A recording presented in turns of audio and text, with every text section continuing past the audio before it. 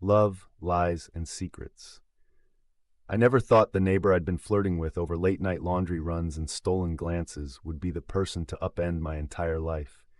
It started as harmless banter. I was bored, my relationship was fizzling, and he was just so easy to talk to, so dangerously magnetic. My girlfriend was never home anyway, always wrapped up in work or some family drama she wouldn't talk about. I told myself it was harmless fun, but that's a lie. I loved the way he looked at me, like he could see through every mask I wore. Last Friday, he showed up at our door, dripping wet from the storm, asking if he could wait out the rain. My girlfriend was in the kitchen, and for the first time, all three of us were in the same room. The tension was suffocating, but I was addicted to it.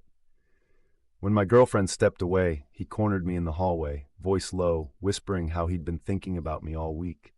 I didn't stop him when he brushed his lips against my neck. When she walked in on us, her face crumpled, and I thought she'd slap me. Instead, she just stared at him, eyes wide, and whispered a name I'd never heard her say before. We all started yelling at once. She accused me of betrayal. I shouted about her emotional distance.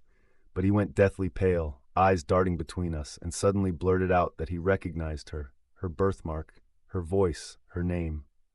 In the chaos, it tumbled out. They were siblings, separated by adoption, reunited in the middle of my worst mistake. The room spun as they pieced together details about their past, while I stood frozen, realizing the gravity of what I'd done. I watched them hug through tears while I stood on the outside, guilt gnawing at me like acid. I'd wanted excitement, validation, a way to feel alive again, but all I'd done was destroy the only real thing I had.